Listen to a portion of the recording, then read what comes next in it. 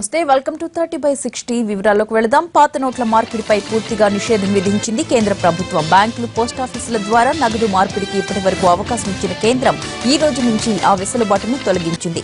ఇకపై బ్యాంకుల్లో కూడా పోస్టాఫీసుల్లోనూ ఎక్స్చేంజ్ కౌంటర్స్ అనేవి ఉండవు. పాత 500, 1000 నోట్లు ఉంటే నేరుగా అకౌంట్లలో డిపాజిట్ చేసుకోవాల్సిందే. అంతకుమించి మరో మార్గం లేదు. నవంబర్ 8న మోడీ ప్రకటన చేసినప్పుడు నగదు మార్పిడికి డిసెంబర్ 30 వరకు అవకాశం కల్పించారు. మొదట రోజుకు 4000 మార్చుకోవచ్చని, ఆ తర్వాత నుంచి పరిమితి పెంచుతామని ప్రకటించారు. అయితే కొత్త నోట్ల కొరతతో ఆ పరిమితిని రోజుకు 2000కు తగ్గించారు. కానీ ఇప్పుడు అది కూడా తగ్గించింది కేంద్ర ఆర్థిక శాఖ.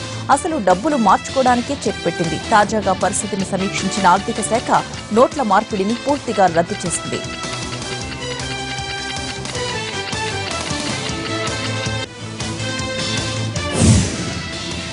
పాత 500, 1000 రూపాయల నోట్లను ఏం చేయాలి? అందరినీ వేధించే ప్రశ్న ఇదే. దేశ ప్రజల ముందు రెండే ఆప్షన్స్ ఉన్నాయి. ఒకటి అకౌంట్లలో డిపాజిట్ చేసుకోవడం, 2 పాత నోట్లతో బిల్లులు, ఫీజులు చెల్లించుకోవడం. డిపాజిట్ చేసుకోవడానికి ఎలాంటి పరిమితి లేదు. పాత 500, 1000 నోట్లను ఎంతైనా అకౌంట్స్ లో జమ చేసుకోవచ్చు. అయితే బిల్లులు, ఫీజులు చెల్లించడానికి మాత్రం పాత 500 నోట్లను మాత్రమే అనుమతిస్తారు. అది కూడా డిసెంబర్ 15 వరకు మాత్రమే. కేంద్ర, రాష్ట్ర ప్రభుత్వాలకు చెందిన స్కూల్స్ లో ఫీజులు కట్టడానికి 2000 పరిమితి వరకు పాత 500 నోట్ల ద్వారా చెల్లింపులు చేయవచ్చు. అలాగే కేంద్ర, రాష్ట్ర ప్రభుత్వ స్కూల్స్ లోనూ ఈ వెసులుబాటు అమలవుతుంది. పాత 500 నోట్ల ద్వారా విద్యుత్, వాటర్ బిల్లులు కూడా చెల్లించవచ్చు. ప్రీపెయిడ్ మొబైల్స్ ను రీఛార్జ్ చేసుకోవడానికి కూడా పాత 500 నోట్లను వాడుకోవచ్చు. ప్రజలు గుర్తుంచుకోవాల్సిందేంటంటే పాత 1000 రూపాయల నోట్ల ద్వారా బిల్లుల చెల్లింపుకు ఇకపై అవకాశం ఉండదు. పాత 500 నోట్లను మాత్రమే అనుమతిస్తారు.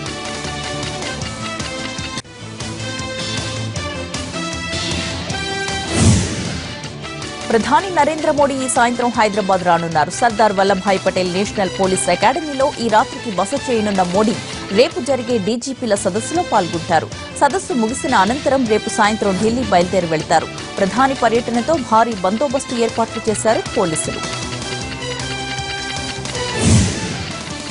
ఏపీ ముఖ్యమంత్రి చంద్రబాబు నాయుడుతో ఈ సాయంత్రం వైసీపీ ఎమ్మెల్యేలు భేటీ అవుతారు. తమ నియోజకవర్గాల సమస్యలను వివరించేందుకు సమయం ఇవ్వాలని వైసీపీ ఎమ్మెల్యేలు కోరడంతో చంద్రబాబు అందుకు సానుకూలంగా స్పందించారు. ఈ మేరకు ఈ సాయంత్రం 4 గంటలకు ఎమ్మెల్యేలు చంద్రబాబుతో భేటీ కానున్నారు.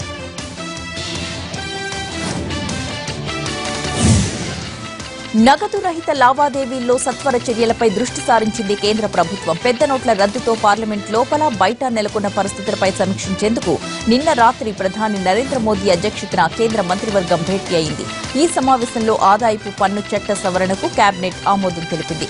అలాగే నగదు రద్దు తరువాత డిపాజిట్లపై పన్నుకు కేబినెట్ గ్రీన్ సిగ్నల్ ఇచ్చింది. పెద్ద నోట్ల రద్దుతో తలెత్తిన సమస్యలు ఇంకా కొనసాగుతూనే ఉండడంతో కేంద్ర ప్రభుత్వం జాతీయ రహదారులపై టోల్ ట్యాక్స్ రద్దు గడువును మరోసారి పొడిగించింది. దేశవ్యాప్తంగా డిసెంబర్ 2 వరకు ట్యాక్స్ రద్దును పొడిగిస్తూ ఆదేశాలు జారీ చేసింది. టోల్ ప్లాజాల వద్ద డిసెంబర్ 15 వరకు పాత నోట్లను అంగీకరిస్తామని కేంద్రం గతంలో ప్రకటించింది.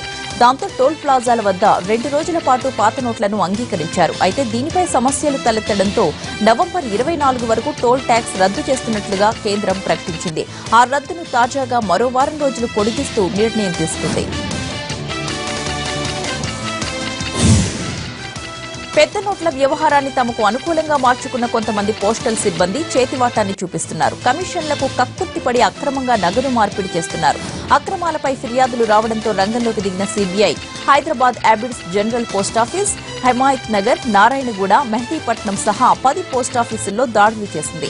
హిమాయత్ నగర్ లో 30% కమిషన్ తీసుకుని 40 లక్షల రూపాయల నగదు మార్పిడి చేస్తూ సిబ్బంది రెడ్ హ్యాండెడ్ గా సీబీఐకి దొరికిపోయారు. అటు జనరల్ పోస్టాఫీసులో ఫస్ట్ ఫ్లోర్ లాక్ చేసి మరీ సీబీఐ చెక్ చేసింది.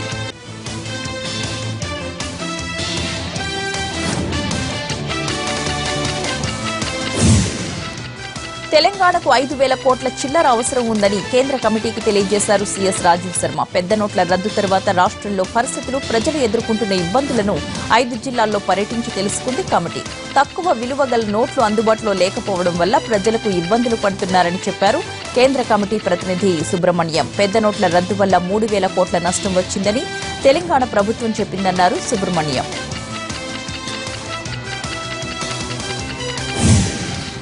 కొత్త నోట్లంటే ఎవరికైనా ఆసక్తే. 2500 నోట్లు ఎలా ఉన్నాయోనని అందరూ పట్టి చూస్తున్నారు.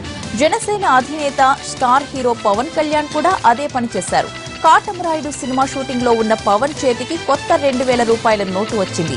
బ్రేక్ టైంలో ఆ నోట్ను చాలా పరిశీలనగా చూశారు పవన్. పాత 100 రూపాయల నోటుతో పోల్చుతూ రెండింటిలో ఉన్న అంశాలను కంపేర్ చేశారు.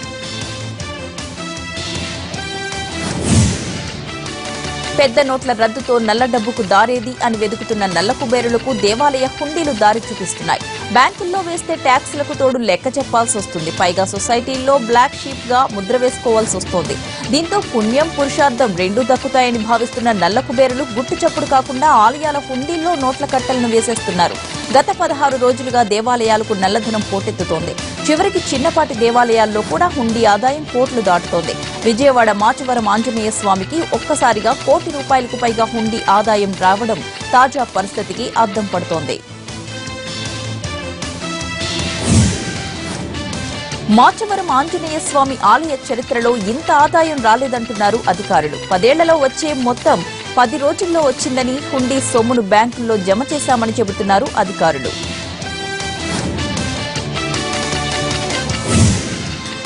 పెద్ద నోట్ల రద్దు అనంతరం తలెత్తిన ఇబ్బందులను పరిశీలించేందుకు సంగారెడ్డి జిల్లాలో కేంద్ర బృంద సభ్యులు పర్యటించారు. ఇస్మాయిల్ ఖాన్ పేటలో జిల్లా కలెక్టర్, బ్యాంక్ అధికారులతో కలిసి పర్యటించిన సభ్యులు ఈ రబీ సీజన్లో రైతులు తమ వద్ద ఉన్న డెబిట్ కార్డుల ద్వారానే డబ్బులు డ్రా చేసుకుని వాడుకోవాలన్నారు. ఏటీఎంలు, బ్యాంకులు, పెట్రోల్ బంకులు, మార్కెట్ యార్డులలో పర్యటించి అక్కడ ప్రజలు, వినియోగదారులు ఎదుర్కొంటున్న ఇబ్బందులను అడిగి తెలుసుకున్నారు. కేంద్రం తీసుకున్న నిర్ణయాన్ని స్వాగతించిన జనం అవసరాన్ని బట్టి కొత్త కరెన్సీని తక్షణమే అందుబాటులోకి తీసుకొచ్చి చిల్లర కొరతను తీర్చాలని కోరారు. కొత్తగా విడుదల చేసిన 500 రూపాయల నోట్లు విజయవాడకు చేరుకున్నాయి. కానీ వీటిని ఏటీఎంలలో పెట్టడానికి సాంకేతిక ఇబ్బందులు తలెత్తుతున్నాయి. దీంతో 500 నోట్లు ప్రజలకు చేరడానికి మరింత సమయం పట్టే అవకాశం ఉంది. అయితే వీలైనంత త్వరలో సాంకేతిక సమస్యలు సరిదిద్ది 500 రూపాయల నోట్లను ప్రజలకు అందుబాటులోకి తెస్తామంటున్నారు బ్యాంక్ అధికారులు.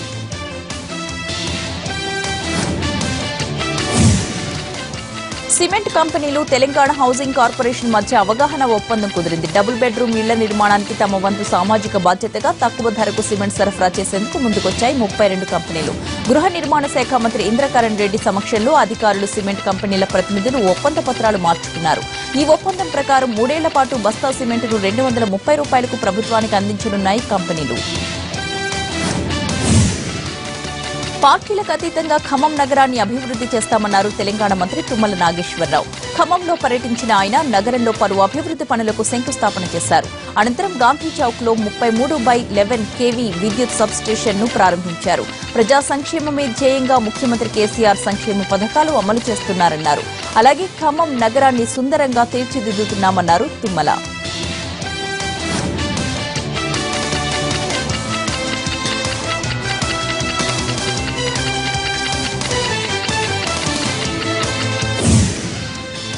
వ్యవసాయ శాఖ మంత్రి పోచారం శ్రీనివాసరెడ్డితో కలిసి వరంగల్ అర్బన్ జిల్లాలో వ్యవసాయ కళాశాలను ప్రారంభించారు డిప్యూటీ సీఎం కడియం శ్రీహరి. తాత్కాలిక భవనంలో నిర్మించిన కళాశాల ఈ ఏడాది నుండే అందుబాటులోకి రాబోతోంది. అయితే మరికొద్ది రోజుల్లోనే పూర్తిస్థాయి భవనం నిర్మిస్తామని హామీ ఇచ్చారు మంత్రులు. 60 మంది విద్యార్థుల్లో 40 మంది యువతులే ఉండడం మంచి పరిణామమన్నారు కడియం.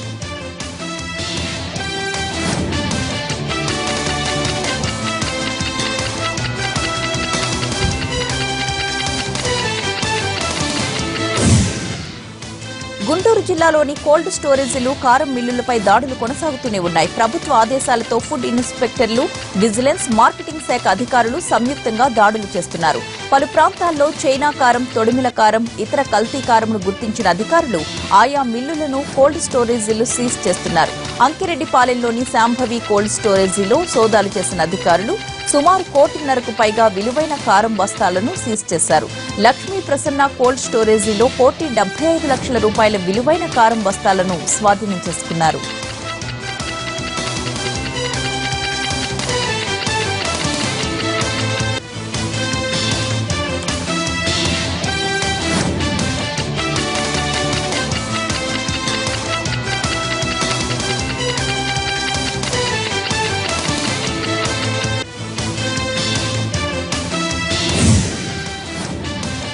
బ్రేక్ తీసుకుందాం. Stay with us.